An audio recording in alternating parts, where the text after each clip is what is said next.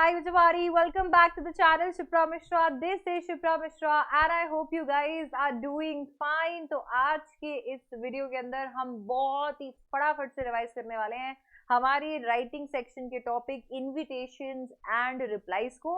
ये जो वीडियो है ये आपके रिवीजन के लिए एकदम बेस्ट होने वाला है बिकॉज इसके अंदर मैं सब कुछ कवर करने वाली हूँ और आपको पूरा कॉन्सेप्ट समझाने वाली हूँ। यहाँ पर आपके जितने भी डाउट्स है बॉक्स ये वो लेकर वो सारे सॉल्व यहाँ पर होने वाले हैं। तो चलिए फिर फटाफट से शुरू करते हैं। यार देखो, इनविटेशन और रिप्लाईज जो आपका टॉपिक है वो चार तरीके में क्लासिफाइड है। सबसे पहले आपको दिखेगा formal invitation, then we have informal invitation. आपको यहाँ पर फॉर्मल रिप्लाईज और इनफॉर्मल रिप्लाईज देखने को मिलेंगे जो कि फर्दर क्लासिफाइड है एक्सेप्टेंस और रिजेक्शन में। दैट मीन्स यहाँ पर आप एक्सेप्ट कर सकते हो या रिजेक्ट कर सकते हो एंड सिमिलरली इनफॉर्मल रिप्लाईज में भी ऐसा ही होता है। अब जब हम फॉर्मल इन्विटेशन की बात करते हैं तो फॉर्मल इन्विटेशन को हम फॉर्मल टोन के अंदर लिखते हैं और यहाँ पर आपको फॉर्मल रिलेशनशिप की रिक्वायरमेंट होती है। जब क्वेश्चन आपसे पूछा जाता है और उस क्वेश्चन के अंदर आपको ये पता लगाना होता है कि इन्विटेशन फॉर्मल है या इनफॉर्मल, रिलेशनशिप चेक कीजिए होस्ट और गेस्ट की। अगर फॉर्मल रिलेशनशिप है तो आपका इन्विटेशन फॉर्मल होगा। इसको आप थर्ड पर्सन के अंदर लिखते हैं तो मेक श्योर कि आप थर्ड पर्सन ही फॉलो करें। इसके दो फॉर्मेट्स होते हैं, या तो आप कार्ड बना सकते हैं या एक फॉर्मल लेटर बन सकता है। अगर आप कार्ड बनाते हैं तो बॉक्स बनता है, फॉर्मल लेटर अगर बनाते हैं तो बॉक्स नहीं बनता है। अगर आप कार्ड बनाना चाहते हैं, जिनको जब कार्ड कब लिखा जाता है, कब मैं सेलेक्ट करूं कि मुझे कार्ड बनाना है या मेरे को बॉक्स बनाना है, ये डिपेंड करता है कि आप कितने लोगों को इनवाइट कर रहे हो। अगर आपके क्वेश्चन के अंदर इनविटेशन आपको बहुत सारे लोगों को भेजना है और उनके साथ में आपका रिलेशनशिप फॉर्मल रिलेशनशिप है तब आप कार्ड बनाओगे। अगर क्वेश्चन के अंदर जो रिलेशनशिप है आपका गेस्ट के साथ में वो फॉर्मल रिलेशनशिप है बट आपको एक ही गेस्ट को ये इनवाइट भेजना है तब आप लेटर बनाओगे। तो कार्ड आप तब बनाते हो जब आप इनविटेशन दे रहे होते हो बहुत सारे लोगों को। इसे सिंगल सेंटेंस के अंदर लिखा जाता है तो पंक्चुएशंस की कोई भी रिक्वायरमेंट यहाँ पर नहीं होती है। सिंपल प्रेजेंट टेंस के अंदर इसे लिखा जाएगा। इसके अंदर आपको name and address of the organizers या होस्ट देखने को मिलेगा एंड ऑल्सो आपको स्पेशल इनवाइटीज का नाम भी यहाँ पर देखने को मिलेगा। अगर हम कार्ड की बात करते हैं तो कार्ड का फॉर्मेट कुछ इस प्रकार होता है जहां पर आपको एक बॉक्स तो बिल्कुल बनाना ही पड़ता है, ये कंपलसरी है। इसके बाद में आपको नेम ऑफ द होस्ट या होस्ट से शुरुआत करनी होती है। आप बड़े अकॉर्डिंगली एक इनविटेशन जो है वो एक्सटेंड करते हो। इसके बाद में आप इवेंट बताते हो कि आखिरकार क्या इवेंट है जिसके लिए आप सामने वाले को बुला रहे हो। आप डिटेल्स देते हो कि क्या डेट है, टाइम है, वेन्यू है जिसपे उसे पहुंचना है। एंड फाइनली अगर कोई स्पेशल गेस्ट है या फिर कोई स्पेशल इंफॉर्मेशन है जो आप सामने वाले को देना चाहते हो तो वो इंफॉर्मेशन भी आप यहाँ पर दे सकते हो। अब सामने वाला आपको कहाँ पर कंफर्मेशन दे, कहाँ पर रिप्लाई करे और कहाँ पर आपको रीच आउट करे तो आपको अपना कॉन्टैक्ट डिटेल्स भी तो देना पड़ेगा एंड दैट इज वाई आप अपना कॉन्टैक्ट डिटेल भी यहाँ पर देते हो। RSVP आप लिखते हो, ये एक हेडिंग है जो आप यहाँ पर डाल देते हो RSVP एंड उसके नीचे अपनी सारी कॉन्टैक्ट डिटेल्स दे देते हो जिसके अंदर आपका नाम आ जाता है और आपका फोन नंबर तो बिल्कुल ही बिल्कुल आता है। आप चाहो तो इसके अंदर ईमेल एड्रेस और अपने कंपनी का एड्रेस या जो भी एड्रेस है, घर का एड्रेस, होटल का एड्रेस या जो भी जहां पर भी आप चाहते हो सामने वाला आपको कांटेक्ट करे वो भी यहाँ पर आप लिख सकते हो। ये दो चीजें तो मस्ट है। बॉक्स के अंदर इसे बंद करना बहुत ही ज्यादा जरूरी है। नेक्स्ट, अगर आप फॉर्मल लेटर के अंदर ये फॉर्मल इनविटेशन लिख रहे हैं दैट मीन्स आप किसी एक इंसान को इनविटेशन भेज रहे हैं। दैट मीन्स अगर किसी स्पेशल गेस्ट को आप बुला रहे हैं, कोई जज को बुला रहे हैं, कोई स्पीकर को बुला रहे हैं, कोई चीफ गेस्ट को बुला रहे हैं, तब ये फॉर्मल लेटर के थ्रू इनविटेशन जाता है। इसके अंदर आपको तब ये लिखना पड़ता है जब आपको पर्सनल टच की जरूरत है। यार कार्ड जो है वो एक बार बन गए और छप गए। अब आपको अगर किसी एक पर्सनली किसी इंसान को इनवाइट करना है क्योंकि वो एक वीआईपी है, बहुत बड़ा इंसान है, आप उसे कार्ड ही नहीं भिजवा सकते हो। उसे पता भी नहीं चलेगा कि उसे हम चीफ गेस्ट के जैसे बुला रहे हैं या नहीं बुला रहे हैं। तो एक पर्सनल टच की रिक्वायरमेंट होती है, कस्टमाइजेशन की रिक्वायरमेंट होती है, तब आपको लेटर लिखना पड़ता है। आप कार्ड के अंदर तो काटा पीटी नहीं कर सकते हो। आपको यहाँ पर फॉर्मल टोन रखनी होती है पर बहुत ही पोलाइट रखनी है क्योंकि जिस पर्सन को आप इनवाइट कर रहे हो, किसी एक पर्सन को अगर आप लेटर लिख रहे हो तो वो स्पेशल ही होगा। फॉर्मेट इसका आपके फॉर्मल लेटर का फॉर्मेट रहता है जिसके अंदर सबसे पहले आता है सेंडर्स एड्रेस, क्वेश्चन में गिवन होता है। अगर क्वेश्चन के अंदर गिवन नहीं है तो एग्जामिनेशन हॉल भी आप लिख सकते हो, चाहो तो यहाँ पे सूडो एड्रेस भी आप दे सकते हो। इसके बाद में आती है डेट जो कि एक्सपैंडेड फॉर्मेट के अंदर होनी चाहिए। दैट मीन्स अल्फा न्यूमरिक यहाँ पर डेट लगेगी। इसके बाद में आता है रिसीवर्स एड्रेस। जिस इंसान को आप ये लेटर जो है वो पहुंचाना चाहते हो, वो इंसान का एड्रेस यहाँ पर आता है। बहुत बार सिर्फ नाम गिवन होता है। अगर कोई डिपार्टमेंट का वो बंदा है तो आप नाम और उसका नीचे उसका डिपार्टमेंट भी मेंशन कर सकते हो। सिटी मेंशन है अगर यहाँ पर, तो यहाँ पर भी सिटी वो ही मेंशन कर सकते हो विथ पिन कोड। ठीक है, अगर ऐसा नहीं है, केवल नाम गिवन है, तो नाम के बाद में बाकी सारी चीजें आप अज्यूम करोगे, सूडो एड्रेस बनाओगे। फाइनली आता है सब्जेक्ट, जिसके अंदर आप यहाँ पर लिख सकते हो इनविटेशन फॉर। तो आपका ये हो गया पूरा सूडो सॉरी सब्जेक्ट, जिसमें इनविटेशन फॉर आपने लिख दिया एंड देन इसके बाद में आपने कर दिया इसको अंडरलाइन। आपको यहाँ पर सैल्यूटेशन लिखना होता है। यार ये जो सैल्यूटेशन है, इस सैल्यूटेशन में डियर सर को कीजिएगा अवॉइड। यहाँ पर सैल्यूटेशन के अंदर आप या तो लिखेंगे, ऑफ कोर्स नाम है तो आपको पता चल जाएगा कि सर है या मैम है, तो आप वो कर सकते हैं, चाहे तो सर या मैम लिख सकते हैं, या फिर अगर चाहे तो सिर्फ सर भी लिख सकते हैं। रिस्पेक्टेड भी नहीं लिखेंगे, ग्रामेटिकली इनकरेक्ट होता है। आपको बता देती हूँ कि सेंडर्स एड्रेस के बाद में, डेट के बाद में, रिसीवर्स एड्रेस के बाद में, सब्जेक्ट के बाद में आपने लाइन छोड़नी होती है। इसके बाद में आप सीधे बॉडी पे आ सकते हो। अब ये जो बॉडी है, ये बॉडी में आपको 50 वर्ड्स ही लिखने होते हैं, 50 वर्ड से ज्यादा ये नहीं जाएगा। तो एकदम लेटर टू एडिटर वाले फीलिंग के अंदर मत आ जाना। इस बॉडी के अंदर क्या क्या लिखना होता है अभी हम डिस्कस करेंगे। इसके बाद में आती है योर्स, यानी कि आपका कॉम्प्लीमेंट्री क्लोज। यहाँ पर योर्स के बाद में आप यहाँ पर ट्रूली सिंसियरली लगा सकते हो। फाइनली आता है आपका नाम, जो कि ऑलरेडी गिवन होता है। अगर गिवन नहीं है तो आप XYZ भी लिख सकते हो। अगर आपको यहाँ पर बॉडी के बारे में जानना है कि आखिर क्या कार कौन सी चीजें हैं जो सीबीएसई आपसे मांगता है, तो सबसे पहले तो आपको होस्ट का नाम यहाँ पर देना होता है। आपको एक पोलाइट इनविटेशन एक्सटेंड करना होता है कि मैं आपको इनवाइट कर रहा हूँ। क्यों कर रहे हो, तो आपको रीजन देना होता है। इवेंट के बारे में, ओकेजन के बारे में बताते हो कि वो इवेंट ओकेजन किस डेट पे, टाइम पे, वेन्यू पे हो रहा है, और अगर कोई स्पेसिफिक इंफॉर्मेशन है तो स्पेसिफिक इंफॉर्मेशन भी यहाँ पर देते हो। केवल यही चीजें हैं जो आपको कंपल्सरीली मेंशन करनी है। इसके अलावा अपनी क्रिएटिविटी दिखाने के लिए अगर आप कुछ और मेंशन करना चाहते हैं तो कर सकते हैं। 50 वर्ड्स की आपकी वर्ड लिमिट रहेगी, तो please keep that in mind. इसके बाद में आता है आपका इनफॉर्मल इनविटेशन, जहां पर आपको लव्ड वंस को अगर इनविटेशन लिखना होता है तो आप इनफॉर्मल इनविटेशन लिखते हो, या ऐसे लोगों को जिनको आप अच्छे से जानते हो, जिनके साथ में आपका एक अच्छा रिश्ता है, आप उन्हें इनफॉर्मल इनविटेशन भेजते हो। ये बहुत ही कॉर्डियल और फ्रेंडली टोन के साथ लिखा जाता है। यहाँ पे थर्ड पर्सन वाला रूल जो है वो बिल्कुल भी एप्लीकेबल नहीं होता, और इसमें एक ही फॉर्मेट है और वो है इनफॉर्मल लेटर।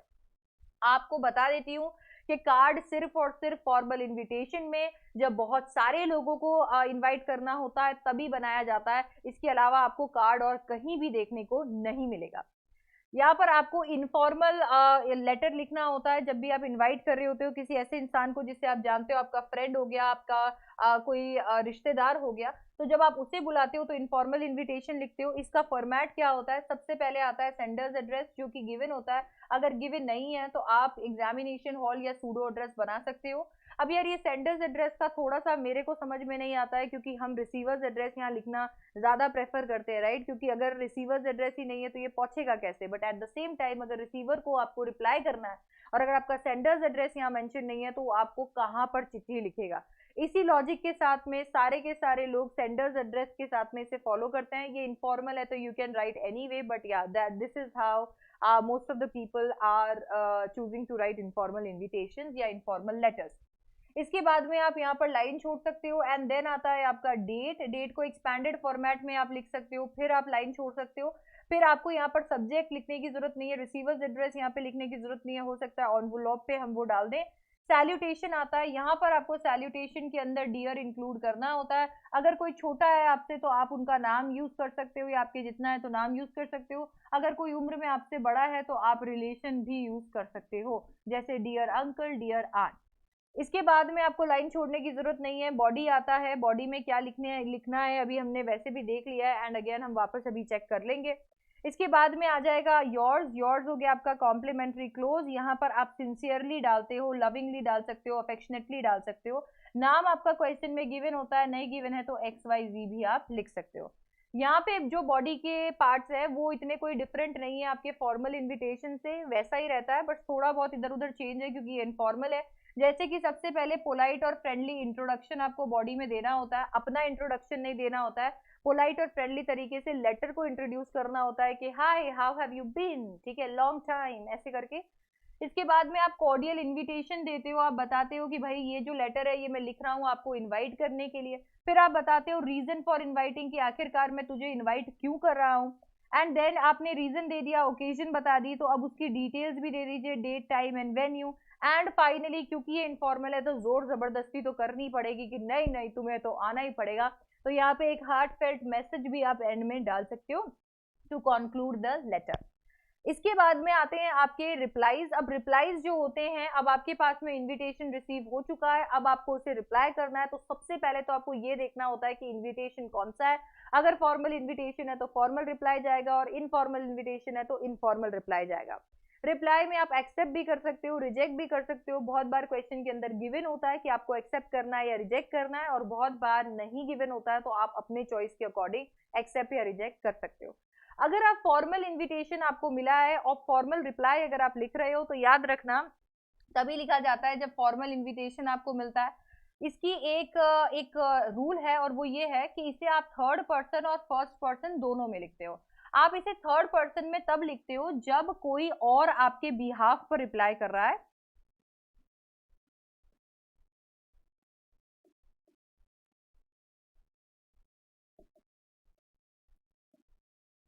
ठीक है, तो अगर आपके बिहाफ पे अगर कोई और रिप्लाई कर रहा है, तब आप थर्ड पर्सन के अंदर लिखते हो। जैसे मान लीजिए मेरे को चिट्ठी आई है पर मैं रिप्लाई नहीं कर रही हूँ, और कोई और जो है किसी पर्सन को जिसको मैंने इसी काम के लिए रखा हुआ है वो मेरे बिहाफ पर रिप्लाई कर रहा है, तो वो थर्ड पर्सन में रिप्लाई करेगा। बट अगर मेरे लिए चिट्ठी आई है और मैं खुद ही रिप्लाई कर रही हूँ, तो मैं फर्स्ट पर्सन के अंदर रिप्लाई करूंगी। अगर आप खुद रिप्लाई करते हो तो आप फर्स्ट पर्सन के अंदर करते हो। क्वेश्चन के अंदर गिवन होगा, अगर नहीं गिवन है कि आपने खुद ने रिप्लाई किया है तो थर्ड पर्सन में कर दीजिएगा। मान लीजिएगा कि किसी और ने रिप्लाई किया है। आप यहाँ पर एक्सेप्ट भी कर सकते हो और डिक्लाइन भी कर सकते हो। ये क्वेश्चन के अंदर भी गिवन होता है, चाहो तो आप भी सेलेक्ट कर सकते हो अगर क्वेश्चन में गिवन नहीं है। फॉर्मल रिप्लाई है, रिप्लाई के लिए कार्ड हम नहीं छपवाते हैं, तो हम यहाँ पर फॉर्मल लेटर इसके लिए जरूर लिखेंगे। फॉर्मल लेटर का फॉर्मेट एग्जैक्टली वैसा ही रहेगा जैसा फॉर्मेट आपके फॉर्मल इनविटेशन में रहा था, या लेटर टू एडिटर में रहा था, या जॉब एप्लीकेशन में रहा था। इनफॉर्मल रिप्लाईज की अगर हम बात करते हैं तो इन्हें लिखा जाता है जब हम इनफॉर्मल इनविटेशन हमें मिलता है। यहाँ पर काफी फ्रेंडली टोन यहाँ पर हमारी रहती है, क्योंकि किसी घर के इंसान ने या किसी फ्रेंड ने हमें इनविटेशन भेजा है। यहाँ पर थर्ड पर्सन फर्स्ट पर्सन का रूल अप्लाई नहीं होता है। यहाँ पर भी आप एक्सेप्ट या डिक्लाइन कर सकते हो, और इसे भी आप लिखते हो इनफॉर्मल लेटर के फॉर्मेट में, यानी कि सेंडर्स एड्रेस एंड फिर date, salutation, body, yours and then आपका नाम।